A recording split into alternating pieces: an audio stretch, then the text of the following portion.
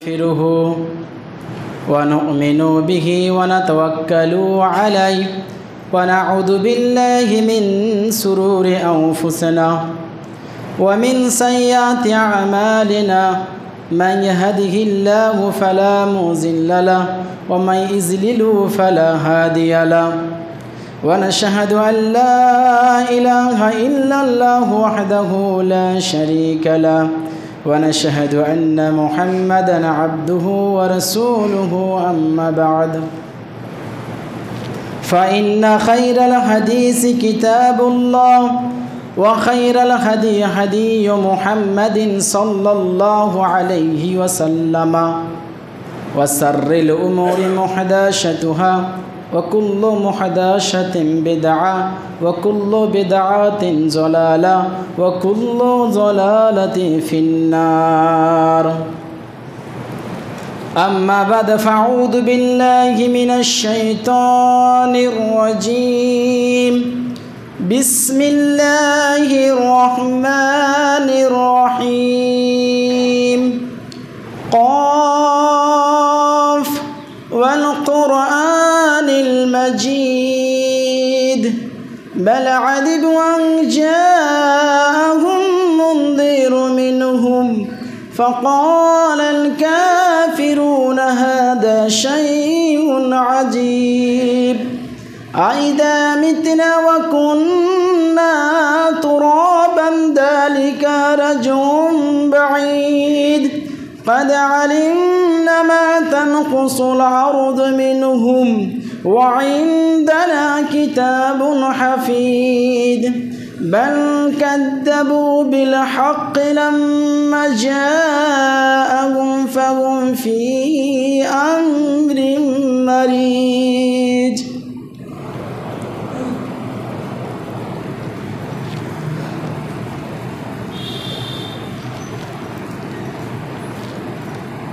समस्त प्रशंसा से महान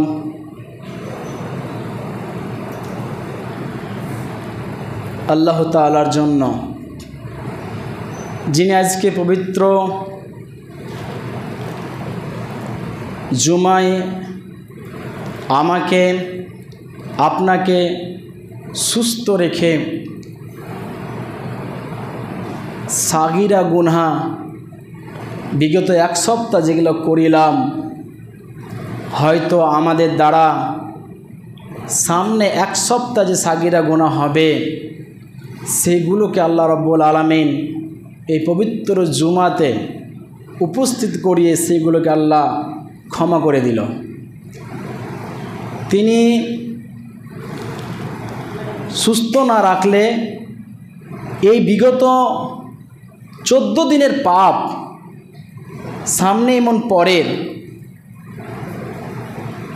আমরা পেতাম না ক্ষমাটা। সুস্থ রেখেছি বলে পেলাম। তাই সুস্থ অনেক বড় নিয়ামত আল্লাহ। যারা হসপিটালের বেডে আছে, যারা বিছানায় শুয়ে আছে অসুস্থের কারণে, তারাকে জিজ্ঞাসা করতে হবে সুস্থ কত বড় নিয়ামত। তাই আল্লাহ রাব্বুল আলামিনের শুকরিয়া আদায় করার মতন আমাদের সেই ক্ষমতা নেই, কোনোদিনও হবে না।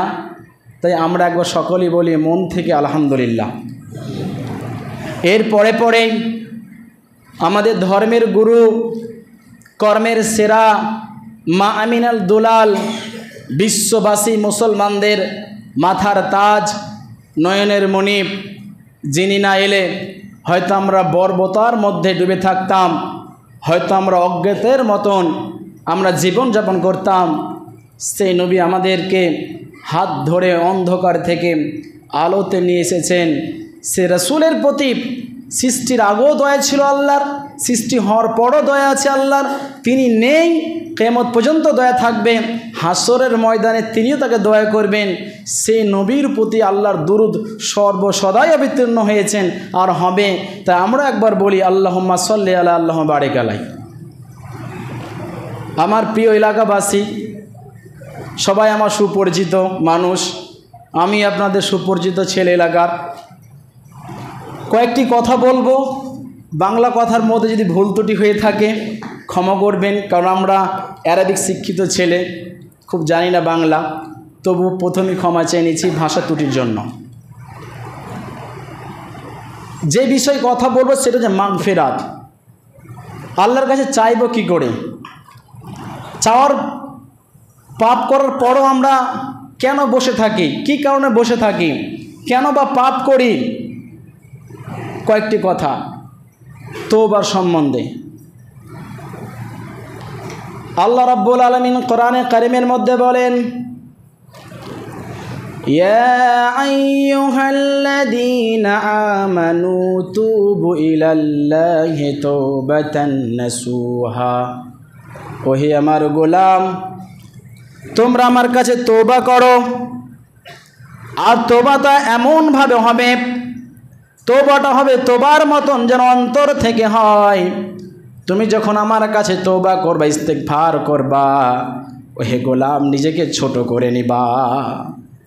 তুমি যখন দাঁড়াবা আমার সামনে, রাতের অন্ধকারে যখন দাঁড়াবা, যখন তুমি একাই থাকবা, তোমার সঙ্গে কেউ নেই, তুমি অনেক বড় অন্যায় করেছ, অত্যাচার করেছ, নিজের প্রতি জুলুম করেছ, ওহে আমার গোলাম চিন্তা করার কোনো কারণ নেই। আমি তোমার রব, তোমাকে ক্ষমা করার জন্য 24 ঘন্টা আমি তোমার জন্য উপস্থিত হয়ে আছি। ওহে আমার গোলাম, তুমি কি জানো না রাত্রি যত গভীর হয় তোমার রব আরশ ছেড়ে দেয়। আরশ ছেড়ে তোমার রব প্রথম আসমান আসে, শুধু তোমার জন্য আসে। তোমার রব যে তোমার গুনাহকে মাফ করার জন্য আরশ ছাড়তে পারে। ওহে আমার গোলাম, তুমি কেন আমাকে ডাকবা না? কেন আমাকে বলবা না আল্লাহ আমি তোমার পাপী বান্দা, আমি পাপ করেছি, অন্যায় করেছি, নিজের প্রতি জুলুম করেছি, জেনে অজেনে করেছি আল্লাহ, কিন্তু তোমার তো আমি বান্দা, তুমি ক্ষমা না করলে কে করবে? তুমি ছাড়া তো আমার রব নেই, আর তোমার তো গোলামের দুনিয়াতে অভাব নেই। তুমি ক্ষমা করো আল্লাহ, ক্ষমা চাইতে হবে।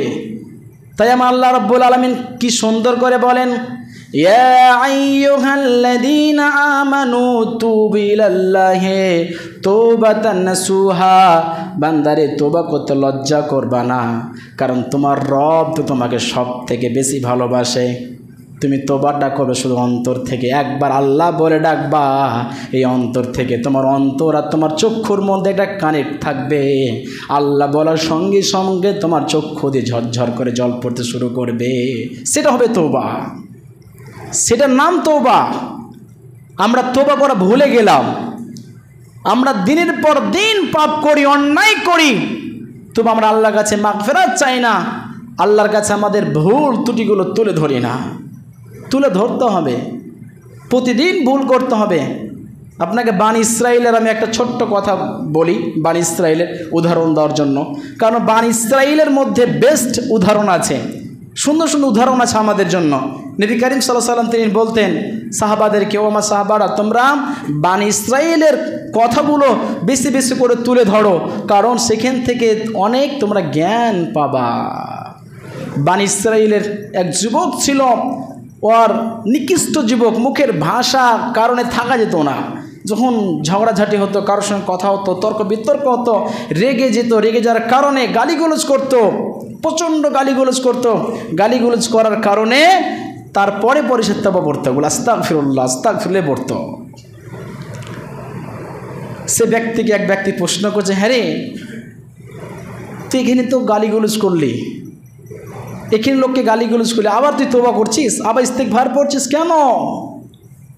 সে ব্যক্তি বলতো, শোনো, আমার আল্লাহ রাব্বুল আলামিন কোথাও বলেনি, তিনি এই কথা কোথাও বলেনি, ওই আমার গোলাম তুমি জান্নাত যেতে গেলে তোমাকে 100-র মধ্যে 100 আনতে হবে, এটা নাকি কোথায় আল্লাহ বলেছে নাকি? আল্লাহ কোরআনের কোনো জায়গায় কথা বলে নাই। এবং সে ব্যক্তিটা বলছে, ও তার ভাইকে, শোনো, আল্লাহ বলেছে নাকি যে জান্নাত যেতে গেলে 100-র মধ্যে 100 নাম্বার দরকার? এটা বলেনি, কিন্তু আল্লাহ কোনো জায়গায় কথা বলেনি জান্নাত যেতে গেলে 100-র মধ্যে 100ই নেকি দরকার, আল্লাহ এটা বলেনি। তাই তিনি তাকে বলছেন, শোনো, আমি যখন গালিগালাজ করি, যেই পাপটা হয়, আমি জানি পাপ করে ফেললাম, অন্যায় করে ফেললাম, কিন্তু আমার নেকি করা দরকার, তাই আমি আবার তওবা পড়ি, আস্তাগফিরুল্লাহ পড়ি, আবার নেক আমল করে নি। আমি কি করি, নেকি আর পাপটাকে সমান সমান করার চেষ্টা করি।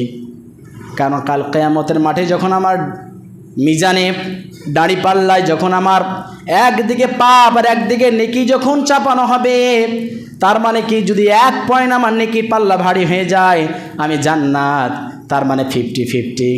100-র মধ্যে যদি 50% পাপ হয় আর 51 যদি নেকি হয়, তার মানে পাল্লাটা ভারী হয়ে গেল নেকির, আমি জান্নাতি, হ্যাঁ কি না? নেকি লাভা হবে কি হবে না? পাপ লাভা হবে কি হবে না?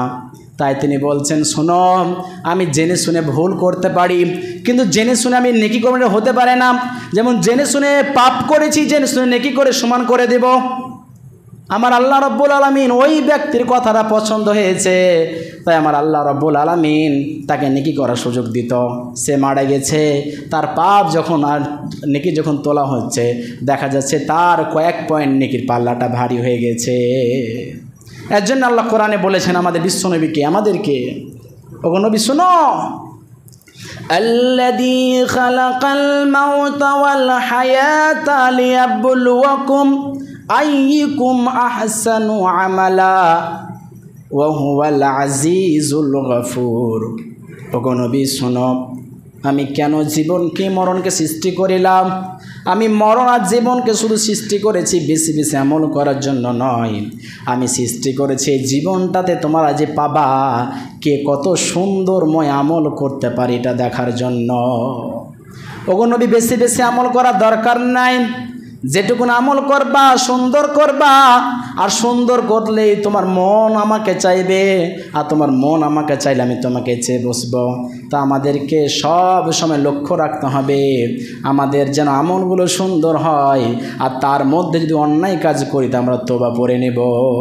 অনেক লোক আছে দেখবেন খুঁটা দিবে, নামাজ পড়তে আসে, হয়তো বিড়ি ফিরি খাই, সিগারেট খাই, কী খাই, ও বিড়ি খাচ্ছ, ওকে ভালোবেসে বলতে হবে, ভাই বিড়ি খাচ্ছ পাপ, নামাজ পড়ছো তোমার মুখে মানায় না, মুখে দাড়ি রেখেছো, সুন্নাত দাড়ি রেখেছো, নামাজ পড়ছো, তোমাকে আমরা ভালো চোখে দেখি, ভালোবাসি, তুমি বিড়িটা কেন খাচ্ছ? ওকে তানা দিয়েন না, দেখবেন ও তানা দিলে নামাজটা ছেড়ে দেবে। হ্যাঁ, বিড়ি খাচ্ছে, নামাজ পড়তে, নামাজ কাজেই লাগে না। আপনি কে গ্যারান্টি দেওয়ার মালিক? আপনাকে কে সার্টিফিকেট দিয়েছে ওর পাপ আল্লাহ ক্ষমা করছে করে না, ওর নামাজ আল্লাহ কবুল করছে করে? কে আপনার গ্যারান্টি দিয়েছে? গ্যারান্টি দিতে পারবেন? সাথে দিতে পারবেন? কেন সব কথা বলেন?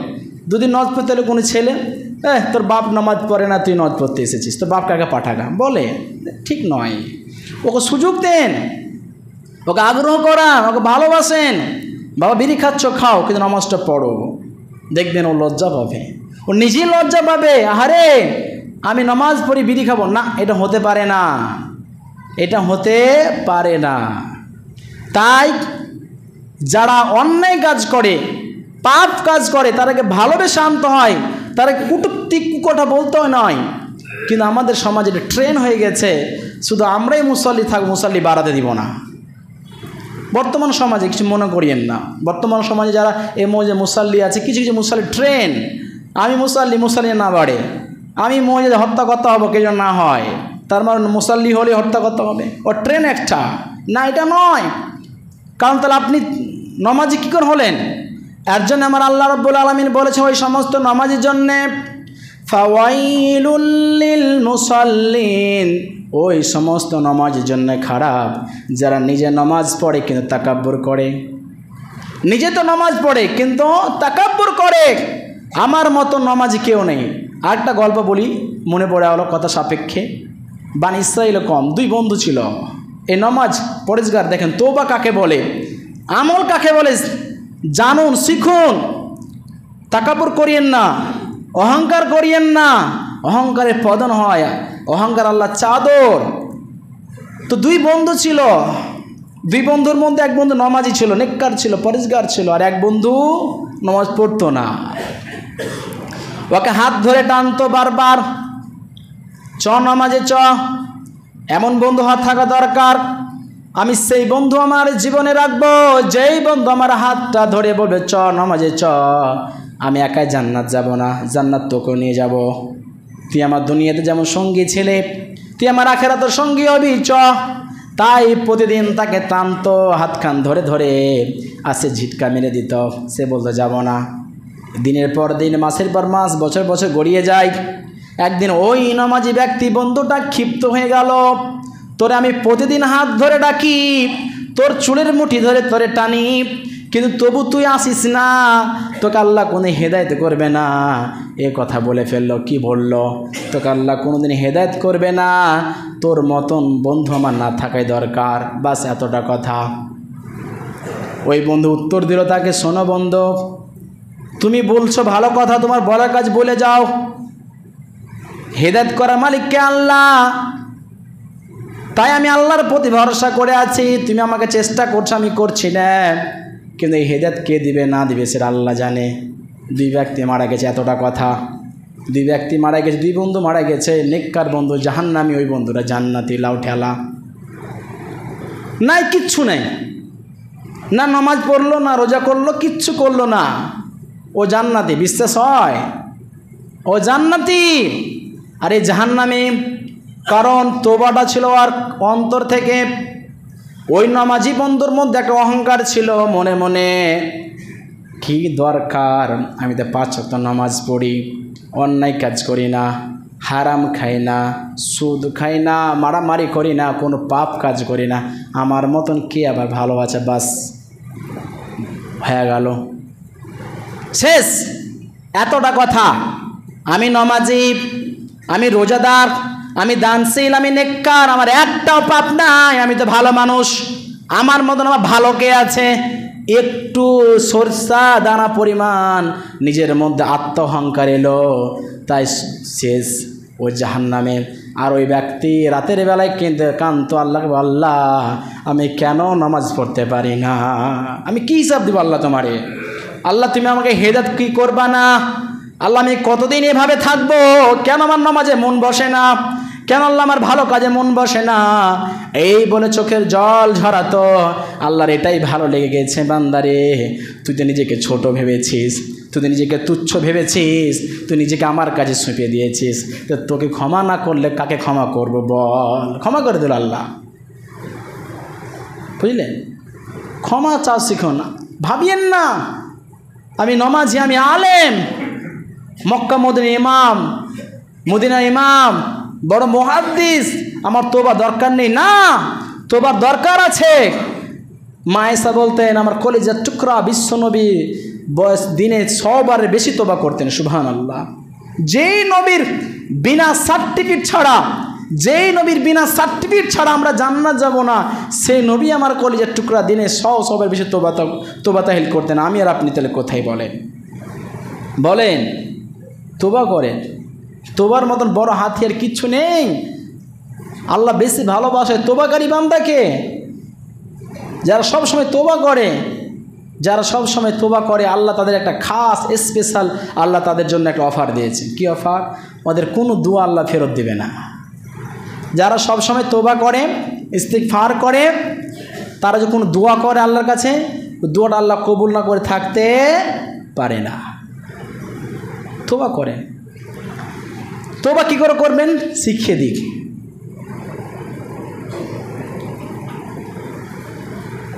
তোবা যখন করবেন, তোবা করার দুটো সব থেকে উত্তম জিনিস, একা থাকা আর রাতের গভীরতাতে। আপনি দিনের বেলা একাই আছেন, কেউ নেই, আপনি আপনার রব ছাড়া কেউ নেই। রাতের গভীরতায় যাই নামাজে, আপনি আপনার রব ছাড়া কেউ নেই, তখন তোবা করেন। জীবনের সমস্ত পাপ আল্লাহ ধুয়ে মুছে পরিষ্কার করবে। আপনি প্রতিদিন অন্যায় করেন, প্রতিদিন ক্ষমা চান, কারণ আপনি একটা কথা মাথা রাখবেন, আমি দুনিয়া ছাড়বো যেদিন, সেদিন যেন আমার 1% যেন নেকি বেশি থাকে পাপের থেকে। আপনাকে এটা মাথায় রাখতেই হবে, আমি পাপ করবই মরা পর্যন্ত, এটাই ঠিক। আমি মৃত্যু পর্যন্ত নেকি করবো, এটাই ঠিক।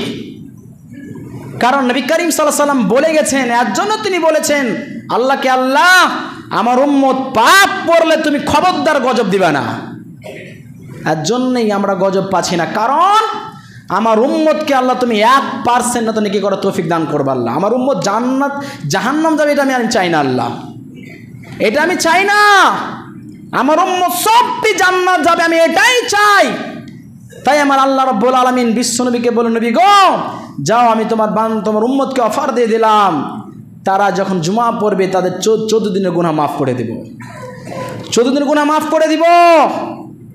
তারা যখন সিজদা করবে, সিজদা করবে আমাকে, আমি 40,000 একজন ফেরেশতা যে সিজদা করে যে নেকিটা না পেত, আমি তোমার রব তোমার উম্মত কতটা নেকি দিয়ে দেবো। সুবহানাল্লাহ। জানেন কত বছর বললাম? একটা সিজদা 40,000 বছর। জানেন একজন ফেরেশতা 30,000 বছর ইবাদত করে আল্লাহ যতটা নেকি না অর্জন করতে পারবে, আমার মতন আপনার মতন পাপী বান্দা একটা সিজদায় সে 40,000 নেকি নিয়ে যাবে। সুবহানাল্লাহ। হযরত জিবরাইল আলাইহিস সালাম একদিন আল্লাহকে বলেন, আল্লাহ কোন জিনিসে বেশি আপনি খুশি হন, কোন আমলে সব থেকে বেশি আপনি খুশি হন, কি আমল করলে আপনার আনন্দ হয়? আমার আল্লাহ বলেন জিবরাইলকে, জিবরাইল শোনো, কেউ যখন আমার আল্লাহ বলে ডাকে সিজদাতে গিয়ে আমার মহানতা বয়ান করে আমার কাছে ছোট হয়, তখন আমি সব থেকে বেশি খুশি হয়ে যাই। জিবরাইল সিজদায় পড়ে গেল, আল্লাহর মহানতা বয়ান করতে শুরু করলো, আল্লাহর বড়াই করতে শুরু করলো, অন্তর থেকে আল্লাহ বলা ডাক শুরু করলো। সেই সিজদাটা ছিল 30,000-এর সমান একটা সিজদা। সুবহানাল্লাহ। জিবরাইল আল্লাহকে একটা সিজদা করেছিলেন, যে সিজদাটা এত লম্বা সিজদা, যে 30,000 বছরের সমান সিজদা। 30,000। তারপরে সিজদাটা উঠালো, আল্লাহকে বলো, আল্লাহ আপনি কি খুশি হয়েছেন? আল্লাহ বলল, জিবরাইল তুমি আমারে খুশি করতে পারো নাই। জিবরাইল হতাশ হয়ে বলল, আল্লাহ তাহলে আপনি কার সিজদায় খুশি হবেন? আমার আল্লাহ বলছে, জিবরাইল রে তুমি তো দেখার সৌভাগ্য পাবা না, কারণ তোমার সঙ্গে কথা বলার বর্ডার তোমার সাদরাতুল মুনতাহা, সাদরাতুল মুনতাহা থেকে শেষ, ওদিকে যাও তোমার পারমিশন নাই, শুধু আমার আওয়াজ তুমি শুনতে পাও। যাও জিবরাইল, তোমাকে আমি তোমার চোখের দৃষ্টি বাড়িয়ে দিলাম, তুমি আমার আরশের গেটের দিকে তাকাও, দেখো ওখানে কি লেখা আছে। জিবরাইল পড়ছে, লা ইলাহা ইল্লাল্লাহু মুহাম্মাদুর রাসূলুল্লাহ। সুবহানাল্লাহ। আল্লাহর আরশের গেটে লেখা আছে কালেমা। জিবরাইল বলল, আল্লাহ এই মুহাম্মদটাকে? আমার আল্লাহ বলল, জিবরাইল শোনো, আমার মুহাম্মদ আমার গোলাম, আমার বান্দা, তার উম্মত যখন আমার একটা সিজদা দেবে, সুবহানাল্লাহ, কোনো নবীর জন্য এর অফার ছিল না, কারোর জন্য অফার ছিল না। ও জিবরাইল শোনো, সব থেকে খুশি করবে আমার নবীর উম্মতেরা।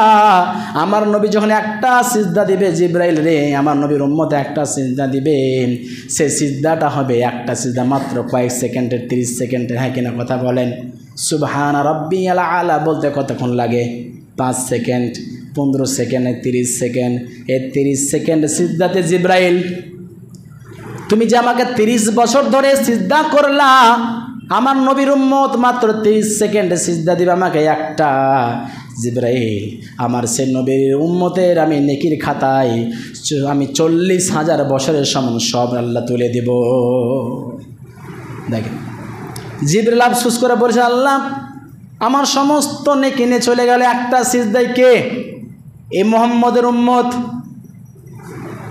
আমরা তার বান্দা, সে মহান রবের বান্দা, যে মহান রব জিবরাইলের থেকে বেশি আমারে ভালোবাসে। জিবরাইলের 30,000 বছরের সমান ইবাদত একটা সিজদা, আর আমার আপনার মাত্র 30 সেকেন্ডের সিজদাকে আমার আল্লাহ পছন্দ করে। তাহলে সে রবের কাছে তওবা না করে কোথায় যান? বলেন না যে কোথায় যান? আর লজ্জা লাগবে? রবের কাছে আর লজ্জা লাগবে? রবকে বলতে পারবেন না, রব বয়স তো মাত্র 60 পাবো, 50 বছর পাবো, হাইস 75 বছর পাবো। রব রে দুটা সিজদা দিলে আমি 80,000 বছরের সময় সব পাবো, আমারে নিয়ায় সিজদাতে রবকে বলা শিখেন। রবকে বলেন, রব আমার তো সামান্য, আমি মানুষ, আমি পাপ করব, রব রে তুই খুশি হয়ে যা। মুসলিম শরীফের হাদিস আছে, হাদিসটা তিরমিজিতে আছে। বিশ্বনবী বলেন, আমার উম্মত আল্লাহকে যেইভাবে চাইবে আমার আল্লাহ আমার উম্মতের কাছে সেইভাবে আসবে। আপনি যখন পাপ করবেন, অন্যায় করবেন, আল্লাহকে একটা কথা বলা শিখবেন, আল্লাহ আমি যাই করি না কেন, আমি 24 ঘন্টার মধ্যে ঘুমাবা আগা পর্যন্ত আমি যাই অন্যায় করি না কেন, মাবুদ তুই আমার প্রতি কখনো রাগান্বিত হয়ে যাস না।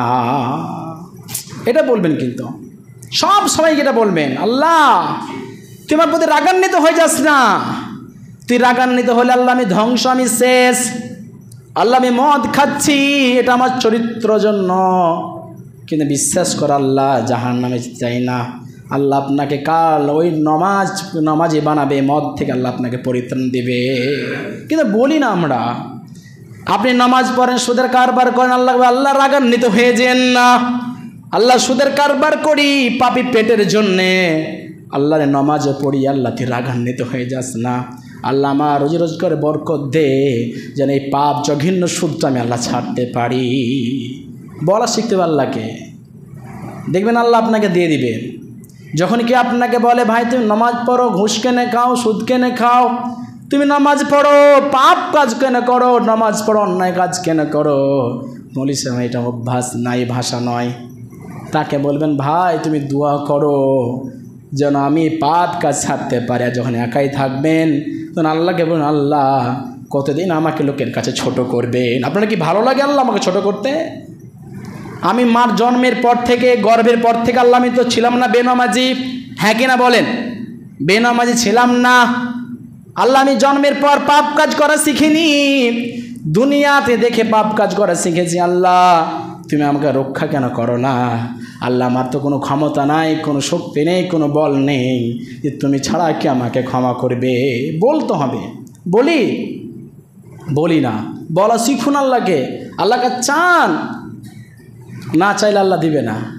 তাই আজ থেকে, এখন থেকে আল্লাহকে কমিটমেন্ট দেন, আল্লাহকে ওয়াদা করেন যে আল্লাহ তোকে ওয়াদা করলাম, কমিটমেন্ট দিলাম যে আল্লাহ জীবনে যতই পাপ করি না কেন আল্লাহ তওবা করতে ভুলবো না। কারণ ছোট্ট একটা কথা বলে পয়েন্টটা শেষ করব, এই টপিকটা শেষ করব। ফেরাউনের মতন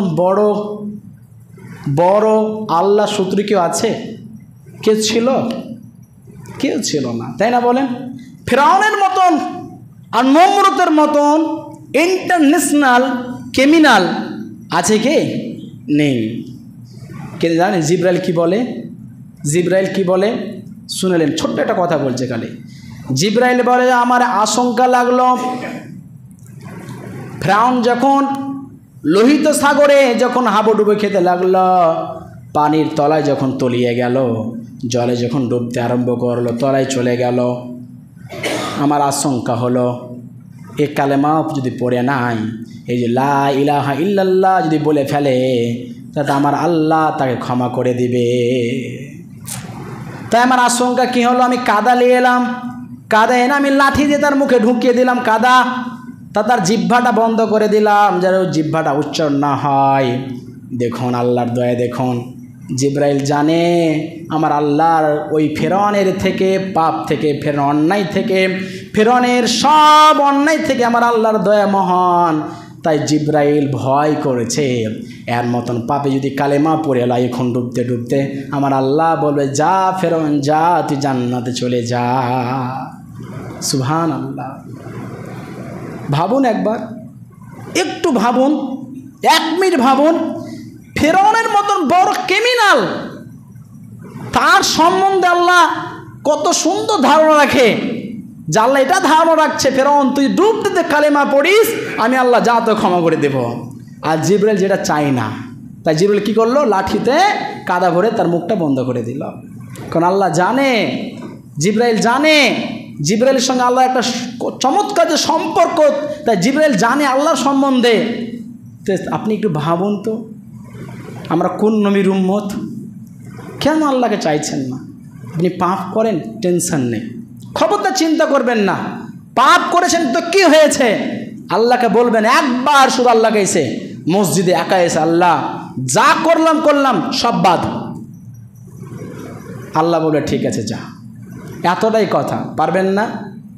তাই আজ থেকে, এখন থেকে খবরদার আমার একটা কথা মাথায় রাখবেন, ছোট ভাই হিসেবে বলছি, কারো ভাতিজা হিসেবে বলছি, পাপ করার সঙ্গে সঙ্গে নেকি করবেন আর তওবা করবেন, নেকি করবেন আর তওবা করে নেবেন, যেন আপনার 1% বেশি থাকে। আল্লাহ আমাদের সকলকেই তওবা করার তৌফিক দান করুক। ছোট্ট একটি কথা বলবো, একটি কথা, আমরা কিছুদিন পরে, কয়েকদিন পরে আমরা ইয়াউমেল আশুরা পাবো, আশুরার রোজা পাবো, যেটাকে মহরমের রোজা বলি আমরা, মহরমের রোজা, আশুরার রোজা। নবী করিম সাল্লাল্লাহু আলাইহি ওয়াসাল্লাম বলেন, আল্লাহ রাব্বুল আলামিন 12টা মাসের মধ্যে সব থেকে আল্লাহর কাছে পছন্দনীয় আর দামি মাস হচ্ছে শাহরুর রমাজান, রমজানের মাস সব থেকে দামি, এর মধ্যে কোনো তুলনা নেই। এবং রমজানের সব থেকে দামি দিন হচ্ছে, দামি রাত হচ্ছে লাইলাতুল কাদার। কেন? সে রাতে কোরআন অবতীর্ণ, সেই মাসে কোরআন অবতীর্ণ, তাই এত মর্যাদাপূর্ণ রাত আর এত মর্যাদাপূর্ণ মাস। কিন্তু ওই রমজান বাদ দিয়ে 12 মাসের মধ্যে 4টা মাস আছে খুব সম্মানীয় মাস, জিলহিজ্জা, জিলকাদা, রজব আর এই মহরম। কয়টা মাস বললাম? রজব, রমজানের আগে মাস রজব, মহরম, জিলহাজ, জিলকাদা। তো এই 4টা মাসের মধ্যে সব থেকে আবার দামি মাস হচ্ছে কি? মহরম মাস। কোন মাস? মহরম মাস। মহরম মাসের আবিধানিক অর্থ হচ্ছে সম্মানীয় মাস। কি বললাম? সম্মান পাওয়া।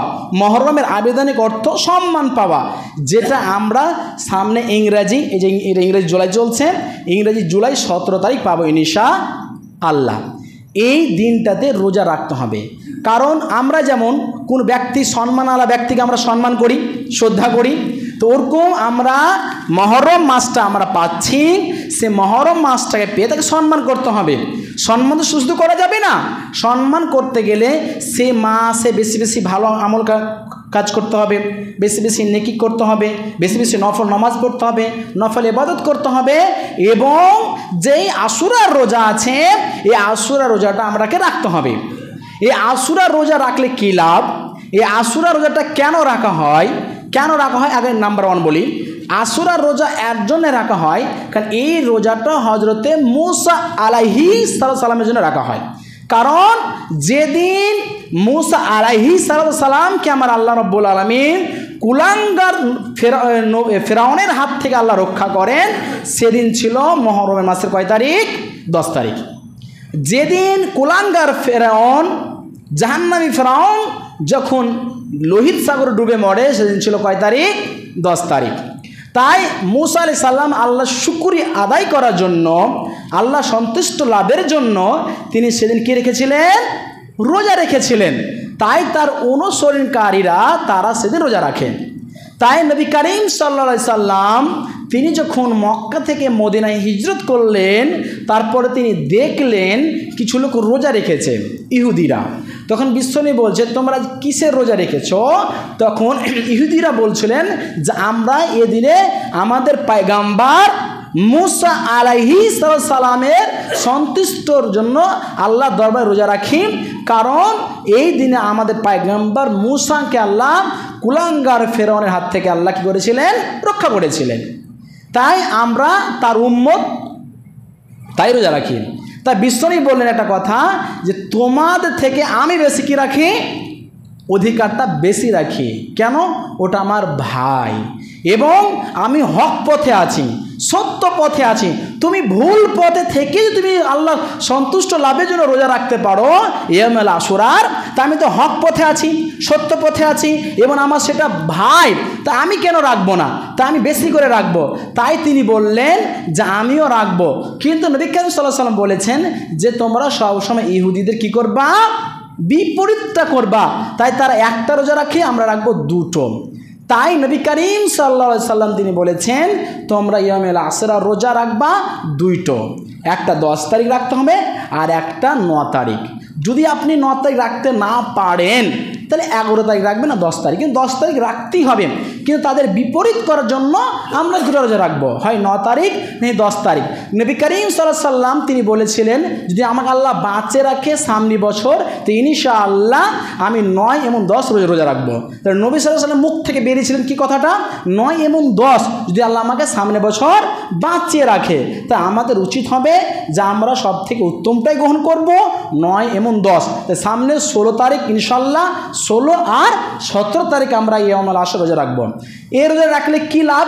এই রোজা রাখলে আমরা 1 বছরের পাপ আমাদের জীবনে যেটা হবে আল্লাহ রাব্বুল আলামিন সেটা ক্ষমা করে দেবে, সুবহানাল্লাহ। তাই অবশ্যই আমরা রাখবো।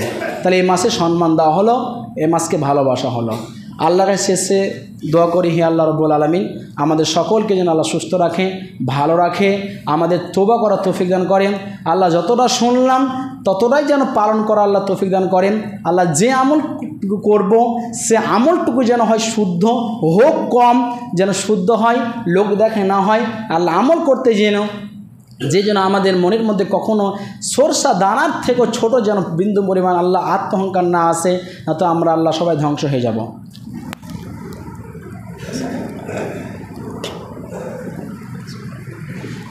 আলহামদুলিল্লাহি রাব্বিল আলামিন ওয়াসসালাতু ওয়াসসালামু আলা সাইয়্যিদিল মুরসালিন ওয়া আলা আলিহি ওয়া সাহবিহি আজমাইন। আম্মা বা'দ, ফাআউযু বিল্লাহি মিনাশ শাইতানির রাজিম। বিসমিল্লাহির রহমানির রহিম। ওয়াদ-দুহা ওয়াল-লাইলি ইযা সাজা মা ওয়াদ্দাআকা রাব্বুকা ওয়া মা ক্বালা ওয়াল আখিরাতু খায়রুল লাকা মিনাল উলা। বারাকাল্লাহু ওয়া বারাকা আলাইকা ওয়া জামাআ। আল্লাহুম্মা সাল্লি আলা মুহাম্মাদিন ওয়া আলা আলি মুহাম্মাদ কামা সাল্লাইতা আলা ইব্রাহিম ওয়া আলা আলি ইব্রাহিম ইন্নাকা হামিদুল মাজিদ। আল্লাহুম্মা বারিক আলা মুহাম্মাদিন ওয়া আলা আলি মুহাম্মাদ কামা বারাকতা আলা ইব্রাহিম ওয়া আলা আলি ইব্রাহিম ইন্নাকা হামিদুল মাজিদ। আসসালামু আলাইকুম ওয়া রাহমাতুল্লাহি ওয়া বারাকাতুহু।